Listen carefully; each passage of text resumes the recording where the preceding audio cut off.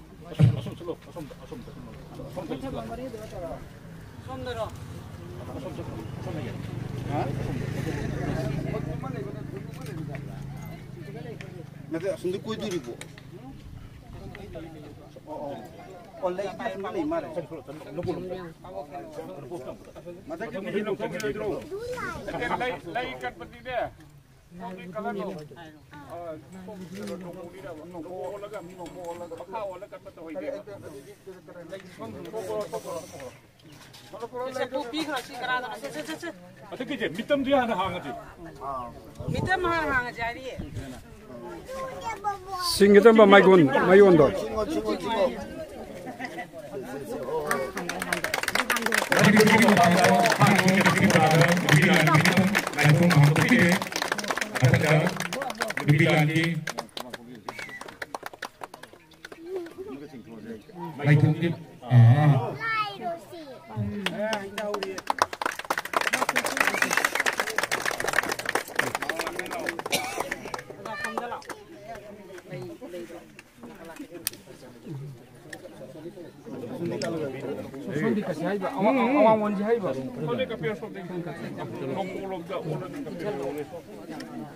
Bayo.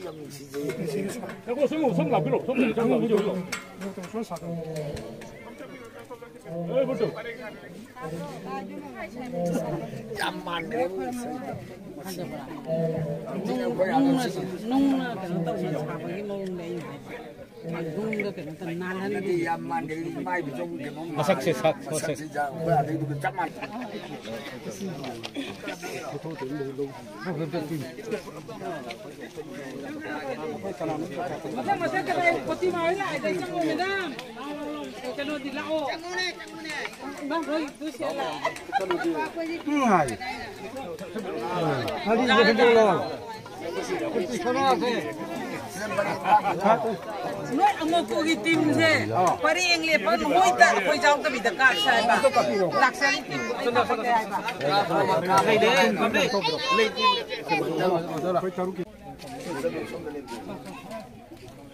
No, no, I didn't. That did. That did. So you know the law, not the law.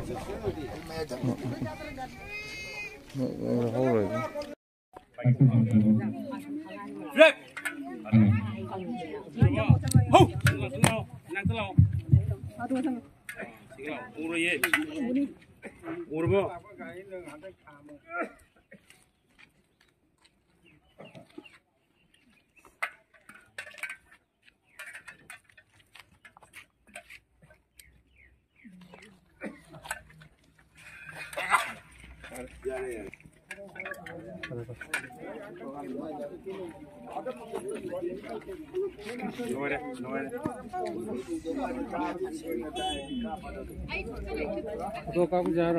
À, cho. Ở dạ.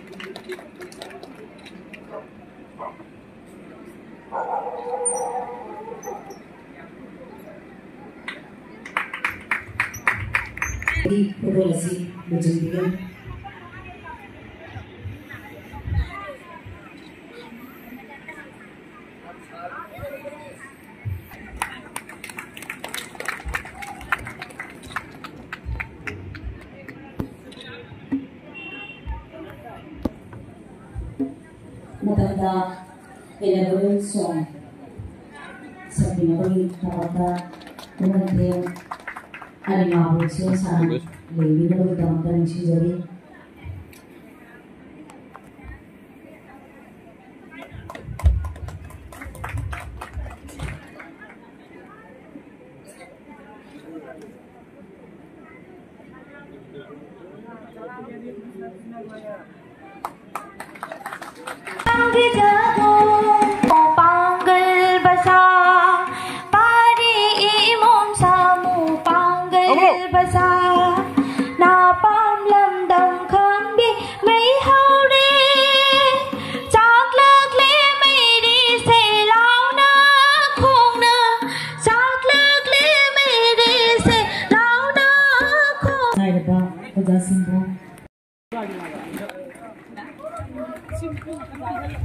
Ya.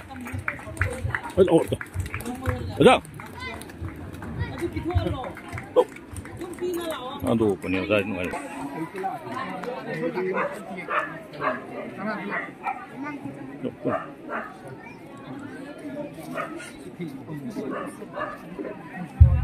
Kotoran kasi naman ba kulon kami ba kasi inaw sila nasib na pwede pinili kami koto sila kasi nungaja din daw po na mamang nila at ito po sila ba nungaja kami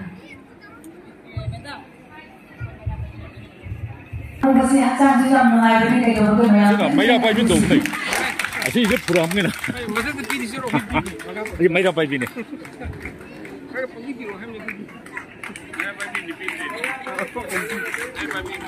May na pa video lagi siya.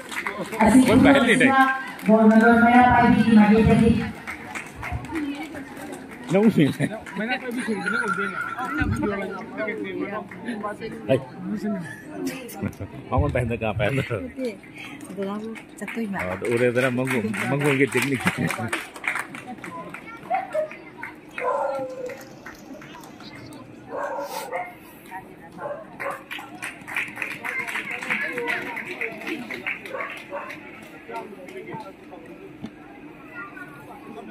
Literary and cultural forum. Jadi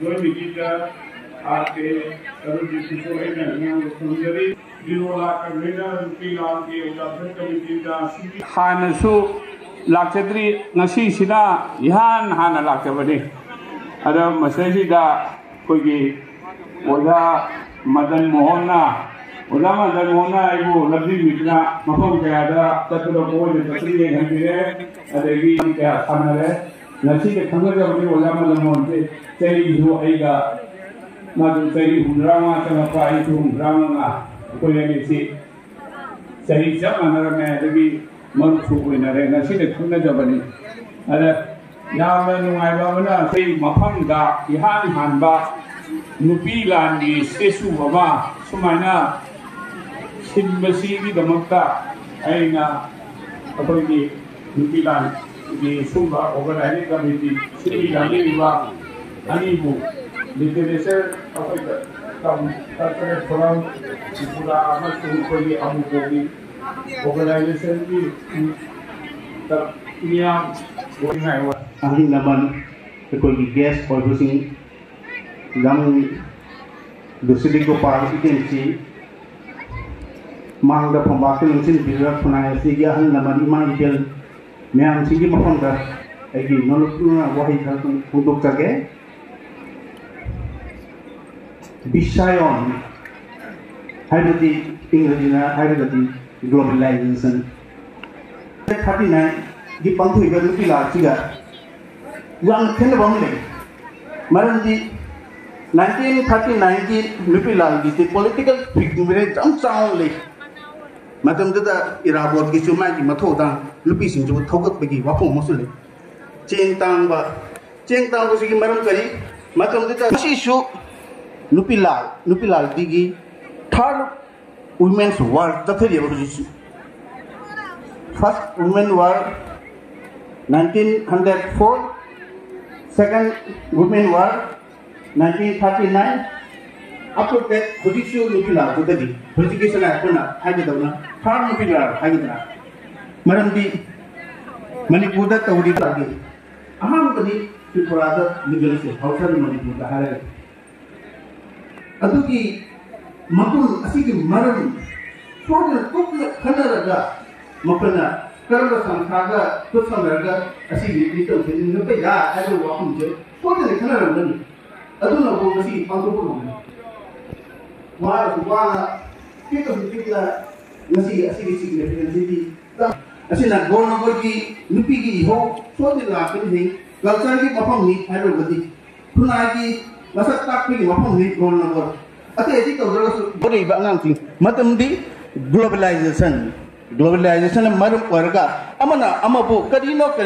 matam di पृथ्वी से दी pocket में चंगने mobile की jokes ला pocket में चंगने पृथ्वी से दी अदुना अखोई की मिटेक फुना तो picture फुना सु मसक खंब नमद्रे अजुगुंबा खुदम ममा उरगदी मितम ममा उरगदी करिनो मितम से हरे Nupi Lal करिनो अदुना 1940 1939 ता मतौही 1944 ता तौही हाइबसु मदि खुद मिथि न ताकुन अदुना आइदि जाम हराउदे जसिनिंदा as kaino ni doise ai kana kari hani akui re tipur hada itan mama Nupi Lal mitam jikil din wan go thamo nung da phawo do ngasi di mang phaw na re kana na no mani go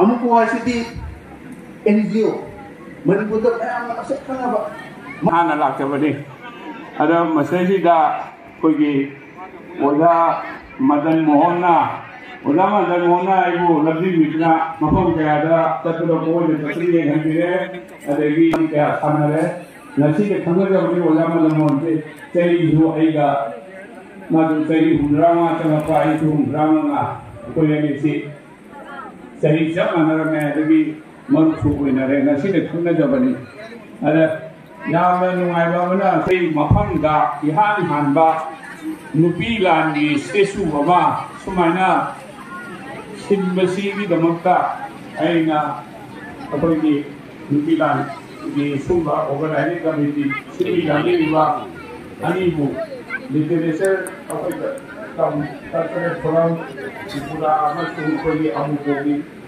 organization ni ta niya ko ngai hoy ay na thagat sa dingai hoy adigi amana namna kabo da chalhale kabo da chalaga कबो दगी उवासिंग यालगा अमु हना मोगी bungalow से छाना बई दमकता Simi Moina फारगा थारे मदैदा Moina पैसा से नुमित निफुनगी मनुंगदा नुमित कुंठा दगी नाथोकना होनबनी अनि सुबना कोगी मणिपुरदा 1939 सिदा तो लिसिंगला जमापन उठागा मापन सिदा Sitang lagi, sitang si dari hajar atau ini pot tertang mana tahu, atau ini si mapan dah, lori nak taruh di bawah, aduh aku ini cari gaya le, tidak payment tu le, cakap lagi tu le, mana kita bangsa aku ini iman pisi kita hauraga masih kita tengah berkola balik, masih सही तरेट 1939 गदोगी 36 यावगा गदो बाबा सोले लान सु second world war सुदा अदु सही मंगा तरो सोने है ना है नहीं चपता बनि खंग मसी यामना करी हाय तारे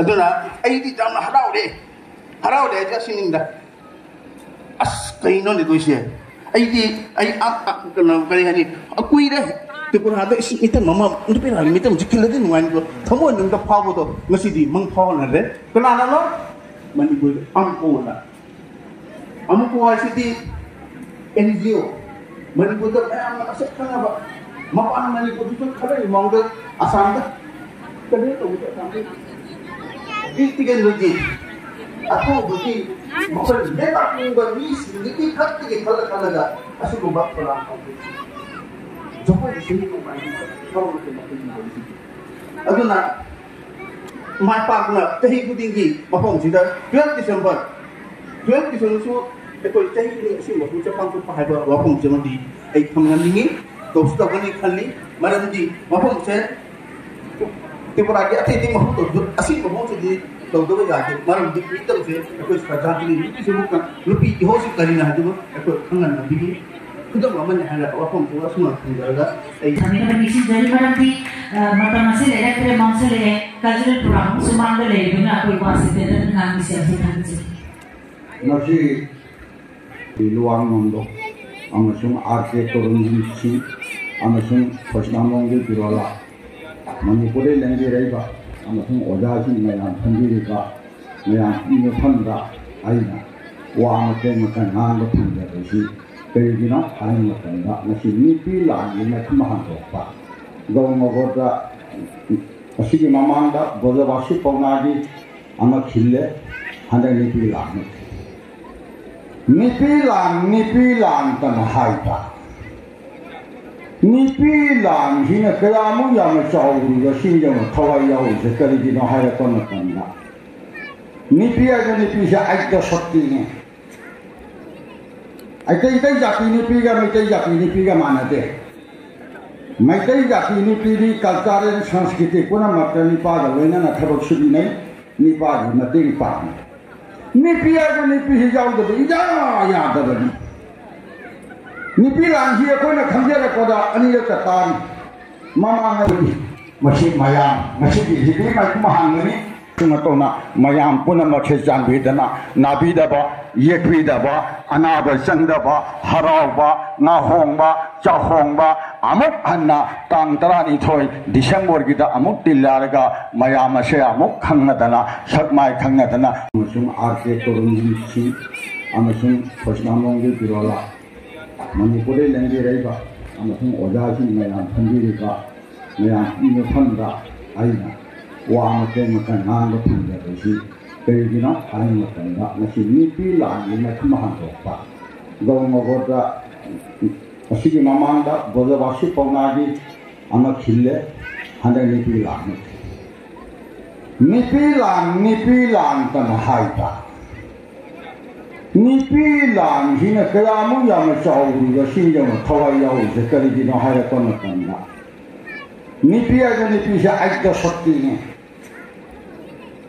ꯑꯇꯩ ꯖꯥꯇꯤ ꯅꯨꯄꯤꯒ ꯃꯩꯇꯩ ꯖꯥꯇꯤ ꯅꯨꯄꯤꯒ ꯃꯥꯟꯅꯗꯦ ꯃꯩꯇꯩ ꯖꯥꯇꯤ ꯅꯨꯄꯤꯗꯤ ꯀꯜꯆꯔꯦꯜ ꯁꯪꯁꯀ꯭ꯔꯤꯇꯤ ꯄꯨꯝꯅꯃꯛꯇ ꯅꯨꯄꯥꯒ ꯂꯣꯏꯅꯅ ꯊꯕꯛ ꯁꯨꯕꯤꯅꯩ ꯅꯨꯄꯥꯒꯤ ꯃꯇꯦꯡ ꯄꯥꯡꯏ ꯅꯨꯄꯤ ꯍꯥꯏꯕ ꯅꯨꯄꯤꯁꯤ ꯌꯥꯎꯗꯕ ꯏꯌꯥ ꯌꯥꯗꯕꯅꯤ ꯅꯨꯄꯤ ꯂꯥꯟꯁꯤ ꯑꯩꯈꯣꯏꯅ ꯈꯪꯖꯔꯛꯄꯗ ꯑꯅꯤꯔꯛꯇ ꯇꯥꯔꯤ ꯃꯃꯥꯡꯉꯩ ꯃꯁꯤ ꯃꯌꯥꯝ ꯉꯁꯤꯒꯤ ꯍꯤꯗꯤ ꯃꯥꯏꯀꯨꯝ ꯍꯥꯡꯒꯅꯤ ꯃꯇꯧꯅ ꯃꯌꯥꯝ ꯄꯨꯝꯅꯃꯛꯁꯦ ꯆꯥꯟꯕꯤꯗꯅ ꯅꯥꯕꯤꯗꯕ ꯌꯦꯛꯄꯤꯗꯕ ꯑꯅꯥꯕ ꯆꯪꯗꯕ ꯍꯔꯥꯎꯕ ꯉꯥꯍꯣꯡꯕ ꯆꯥꯍꯣꯡꯕ ꯑꯃꯨꯛ ꯍꯟꯅ ꯇꯥꯡ 12 ꯗꯤꯁꯦꯝꯕꯔꯒꯤꯗ ꯑꯃꯨꯛ ꯇꯤꯜꯂꯔꯒ ꯃꯌꯥꯝ ꯑꯁꯦ ꯑꯃꯨꯛ ꯈꯪꯅꯗꯅ ꯁꯛꯃꯥꯏ ꯈꯪꯅꯗꯅ ꯇ꯭ꯔꯤꯄꯨꯔꯥꯗ ꯑꯍꯥꯟꯕ ꯑꯣꯏꯅ ꯊꯤꯡꯕ ꯑꯃꯁꯨꯡ ꯃꯁꯤ ꯃꯥꯏꯀꯨꯝ ꯍꯥꯡꯗꯣꯛꯄꯤꯕ ꯅꯨꯄꯤ ꯂꯥꯟ ꯅꯤꯡꯁꯤꯡꯕꯤꯗꯕ ꯉꯁꯤꯒꯤ ꯍꯧꯗꯣꯛꯄꯒꯤ ꯊꯧꯔꯝ ꯑꯁꯤꯗ ꯊꯕꯥꯛꯇ ꯂꯦꯡꯁꯤꯟꯕꯤꯔꯤꯕ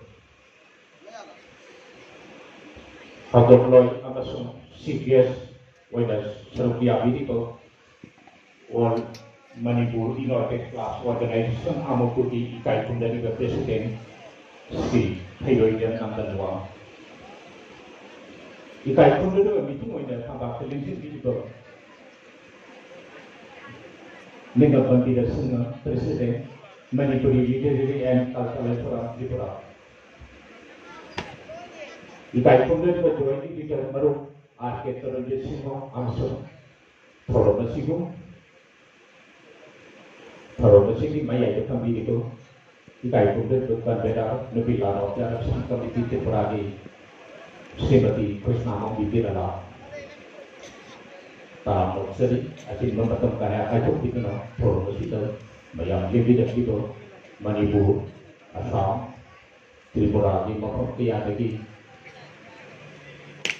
खवाई यावदुना जाति की Nasi ঐতিহাসিক বিভিন্ন mayam sudah itu na kalau macam mau kumpulan itu mayam bu ikai pun jadi langsung tak nukser lebih lagi kita Manipuri pun itu lebih lagi mereka lebih sedikit itu kalau sini apa ini sumpah itu mayam datang dari negara ini jadi itu kan jadi mereka lebih sedikit yang nama program Saudi langsung macam nak itu langsung mengunci itu इतिहास में मसी साथी नबी लाना फिर show कोई मतलब फिर लोग साथी की दिन वाइटिंग है वाइटिंग की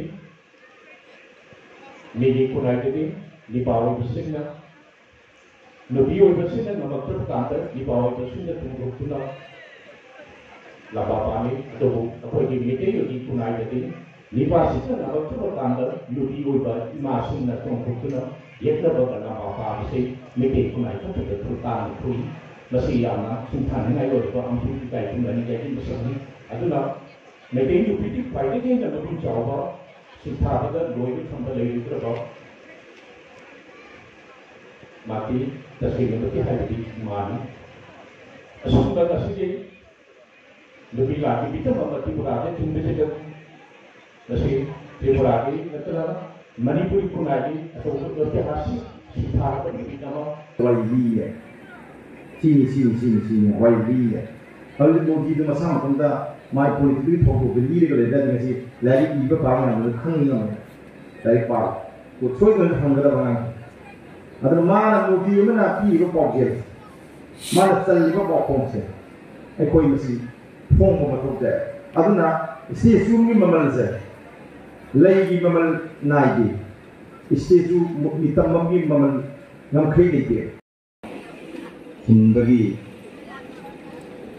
madu macam anggo pergi thoram sudah desai to BDB Nupi Lal Observation Committee Temporary President Islam Gournagar dia sokongan orang yang sendiri bah kai menjadi roda mengomong dia Presiden Manipur Literary and Cultural Forum Tripura amadi Maruk Weekly Manipuri da saya boleh pompa pop saya merugi join editor boleh bah orang kita lanjut tu ahan nama tu dekai nazar berbeza na ini berkait pun nama marunya pergi ahla mansing amagi masih Nupi Lal di mansing mudi mah hitam mama ini tu orang masih dah jauh dari semua ya dari hindi benar Manipur ini lagi lagi ada sini tu हमको मायके के discussion थे समा जरे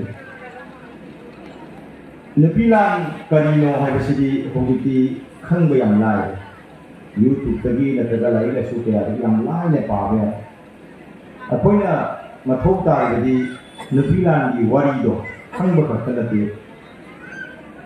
Nupi Lal की वारी दो खंग का मतलब तो Nupi सिंह लोग थोड़ा करीनो मतलब तो भी पुनाई जेल में कमाई तो होना aman juga kerana sihir, sihir yang mereka adik ekoi kana kari woi hingai, nanti kalau kari film dalai mereka masih dalam ekoi ni yang pembuat mereka tahu. Aduna ni ekoi masih nanti wali sarang amor, karena aku memilih yang mana, nanti kalau kerja mana, nanti kalau istri mana, ekoi di power bahio, nanti kalau tahu imai berkaya wali itu di amor. Mereka lari kaya sisi lari pahang amba, ibu pahang amba kena mau panggai. Aduna ekoi na hitam mama kile isi kari gino hai kana masih lari sukam sama tu begini tu pahang amba. Mudi mana wahi bising ngang Mudi mana kau keraba, mudi juga hitam juga setiap juga mai deh nama wali bat ini dekat aduna ni ini masih lari tamak kama ibu pahang amba begini tu pahang amba lari kau ni hanya sama nazar. Angan bisa kamera lari cuma tamak ni ada mana satu mama ada mapa ada ada macam pun ada ima ibu ada macam pun ada masih kali ni orang ada mari macam pun masih wali sini wali kalau mudi tu masa pun ada माय politically थोको बिली रे गले दानी से like इबा पावन न खंग न लाइक पा को छोय न खंगदा बना अदर माना नुपी मना पी को पॉकेट माना चल को पॉकों से ए कोई मसी फोंग को मतलब दे अदुना इसे चुंगी ममल से लेगी ममल नाइगी इसे चु नितमगी ममल ngam khri ni ke tum na ki thoro ki nakal ma da mi ki sidai ma da ka lam pa ma da adu ne koina napilan gi mafam sida ma khunjari si Tripura da Onoi phajadro phajane ga me mingo pito khara ba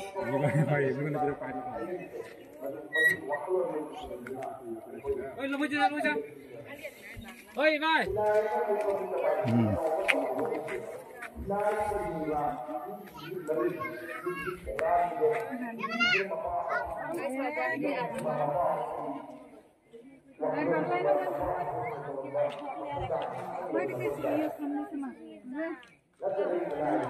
Poti ka kire mi passport kire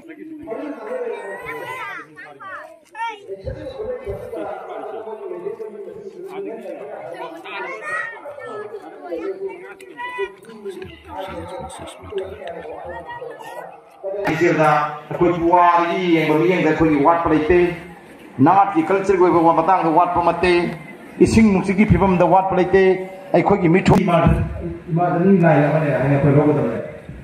Ni na bawa dari semani lai na koi belum semani. Ai koi ni kan di mapam mama da lagi ya da lagi koi ni mapam mama da koi koi yang koi tahu da koi Manipuri em koi lagi. Ai koi adumba hongna pawai pa tu sing lagi macam masuri. Ai koi Nikah pun ada je, saya tahu. Ni kadang makah thang lagi kami tahu. Subuh malam kami hingga ni, isai rumah ni isai tu sih lagi sehingga ni. Ni laksa belum na, ada wang maya tahu. Ni di makah ada ikai pilih pun lagi dia usah beri sih dia sesuatu yang dia nak yang wakil benda hingga tu berdaya ni. Macam mana? Mari polisi kita dikali. Asyik mana ni ikai ni maya bawa wakil orang sedang pun dia dalam sekolah ni. Asih biasa mana ni, ikai biasa mana mana. Ikai hidup pun lagi hidup seberi. Si juga yang ada yang kami berada. Macam mana ni koi Manipuri, pukul waktu tengah sendiri. Akhirnya nanti orang yang kurang Manipur war, orang nak lagi suka dengan yang mana. Orang bapa pun mana suka jualan lo. Macam ni lah. Social activities, art ke pabung art ke district opar. Amasung ni mana penjajah kata Manipur tadi lensi dia orasi amasung program sigi. Biriba ahilangan lai guru isini nau di mapunda nusiba pondok sari forum sibu mapun pahan di berita Nupi lagi meranda mamang tanggo ojasing lagi wahai kela matabi he aduh aku ini ngasi haiban misida aku ini jangan capuk seningai harau seningai oleh penumit amani hai bagi Manipur mapanda Haidagi hana ihan handa Nupi Lal Statue sia akoina asida thungang sida kinjaba ngamba sia Haidagi nungai ra numit amani asi akoina di ngamba ponate Manipur ge all Manipuri United Club Organization Committee na sindilang bilatuna asi akoina sida mai pa ko ngamba ni Tripura da atau bersih kita kaya malai, Gournagar sida lagi se Khowai Statue Tripura da ani amasung Irabot Statue, Chongthamia Statue naran Khowai da lagi Irabot Statue mari Tripura sida lagi se. Aduh, ate aku na Panjara so ay ngapay lagi pa kasi ako yung medyo Nupi o bigi thona se niya ang dasat taksa ni muna ina Nupi Lal batang sana kala matunda all Manipuri United Club or tumoy na hoga paring hanbalay na imalay pa ilamdam gidamag mathong na maring jen pudok na panggit macilang ni ikai ipiru kumdolang Taibangi mangan Nupi Lal liba. Saat ini ngasisu mangal sida. Taibangi mangal Nupi Lal liba.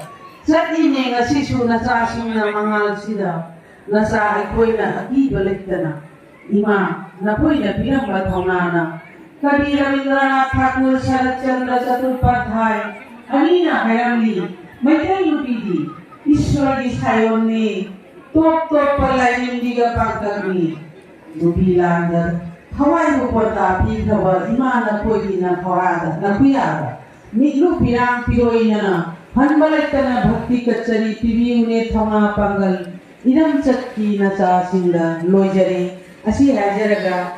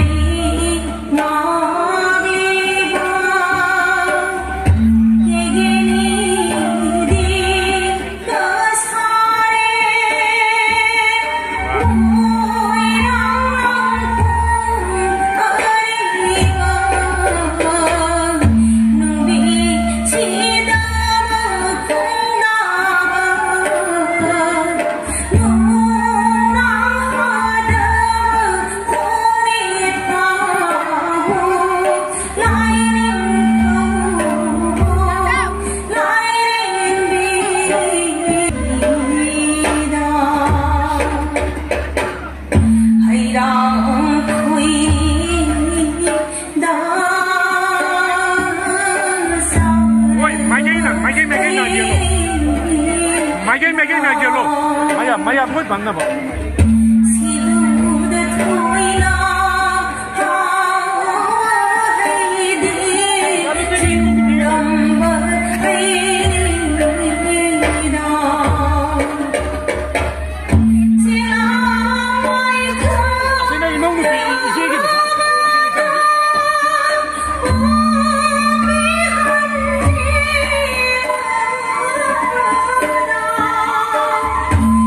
Lagi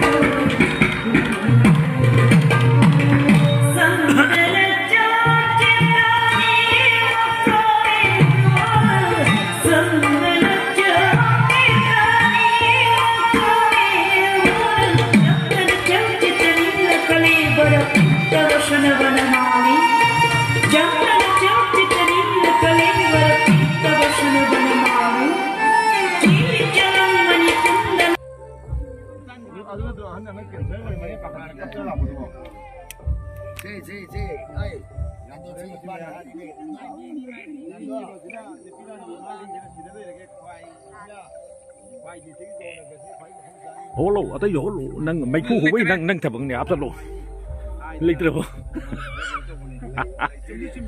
oi nong chuk lom da thandri nong chuk lom ke mai ge tha lo som da jo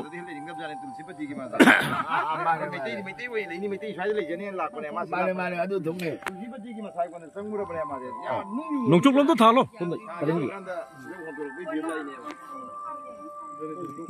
tha lo no bono cái đó nó nong chuk lom da thandri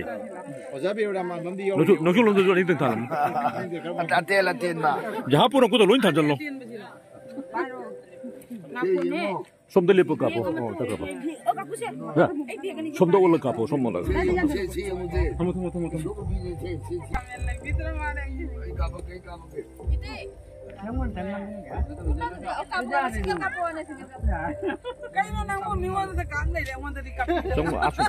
lepo som 정말 절로 먹는 건데. 꼬나. 아무도 카피 가르고. 와, 쩌쩌. 잠깐만. 레포.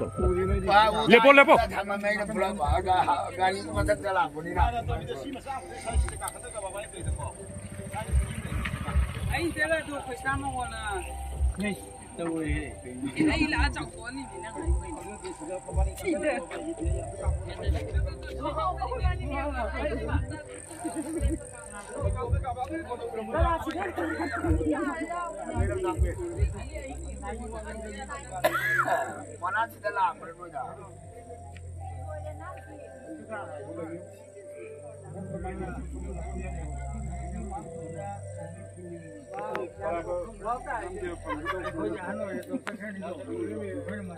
정말 아테이도 돌아가 보네.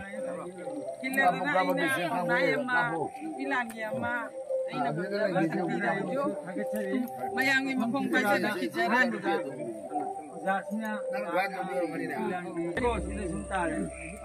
Aku bermula di pangkau tu.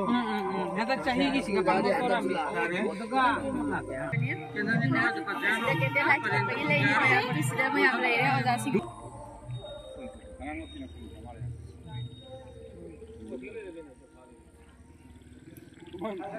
Asyik angan bagi kerana macam cikgu macam lakukan.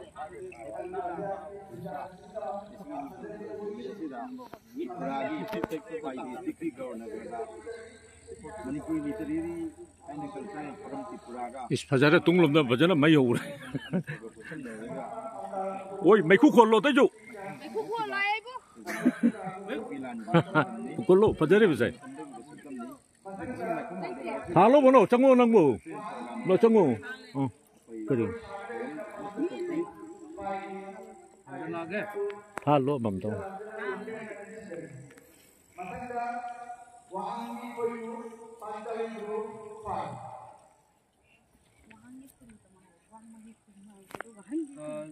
Nang kendal tu duduk tahu tu. Kita tetap pergi. Kendal lagi. Lai tahu nang kita fajar nang mau dah tahu. Aduh hayang tu kan tu bos mana. Nong ni dah. Aku di sini nak. Asal macam seorang ni dah. Saya nak kapur yang wajah ni yang wajah salah ini kapur ka. Ayam ni je kerja tu kapur terus ka. Nang na sading na kapsa kan terus. Thalo. Kerja kapur pun dia hogi foto tu. Kita kamera men.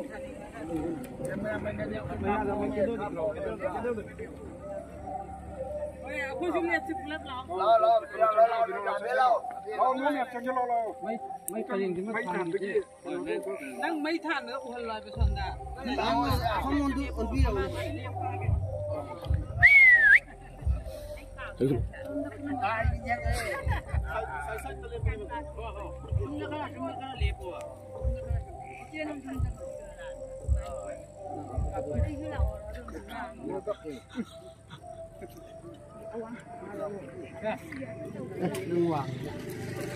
Wah, mana? Juga ini tanggal berapa?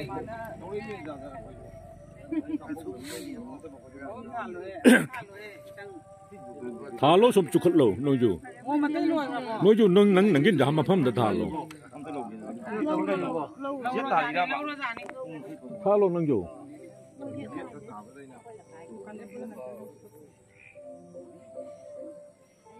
mấy khu gì nó phải chơi gì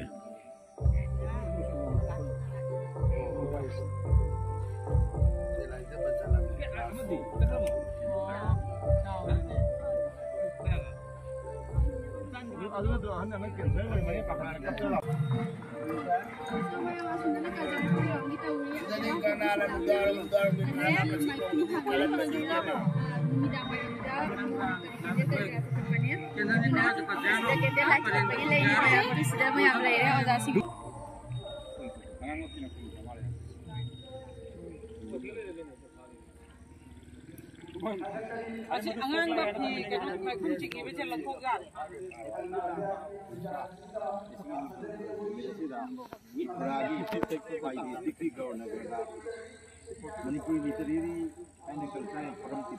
इस फजारे तुम लोग ना वजन ना मैं हो रहा ओए मैं खुद खोल लो तो जो खोल लो फजारे बजाय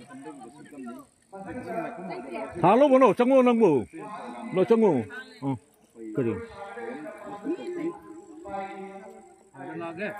할로 맘도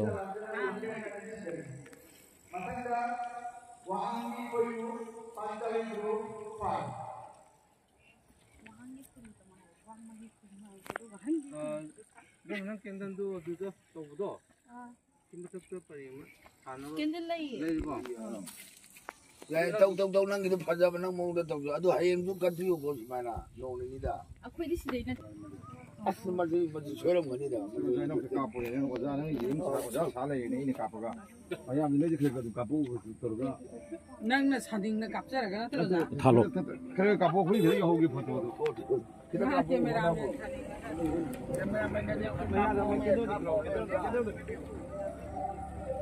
Aku juga lihat sebelah ni. Kita lagi pergi lagi ya, aku sudah banyak lagi ya, ada sih.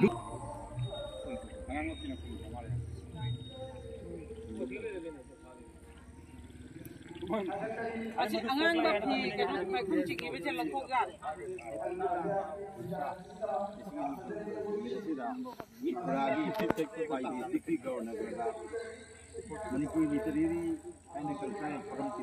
इस फजारे तुम लोग ना वजन ना मैं हो रहा ओए मैं खुद खोल लो तो जो खोल लो फजारे बजाय हालो बनो चंगो नंगो 너 정우 그래 할로 맘도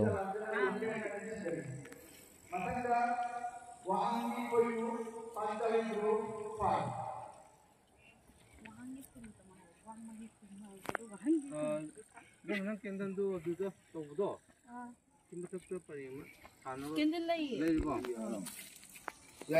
tâu năng cái phát ra năng mong tâu rồi, tôi hay em cũng cần thiếu có gì mà na, nông này đi đã. Aku di sini na.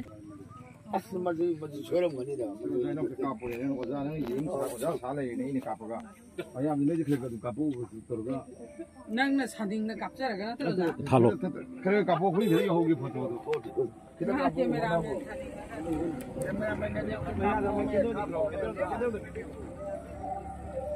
Aku juga lihat sebelah lah. mấy cái gì mà than cái Nang mấy than nữa udah lại besok dah. không muốn đi còn đi đâu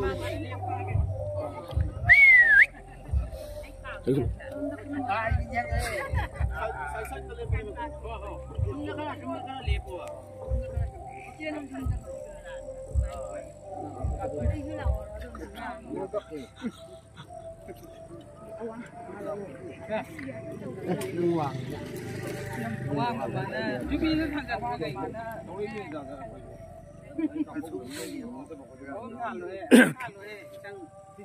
Thalo som cukup lo noju Oh, mati lu apa? noju nang nangin dah mapam dah thalo thalo noju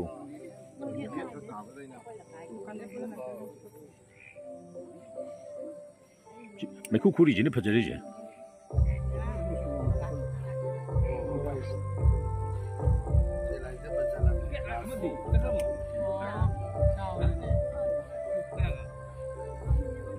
Ada tu, hanya nak kena saya, mana pakai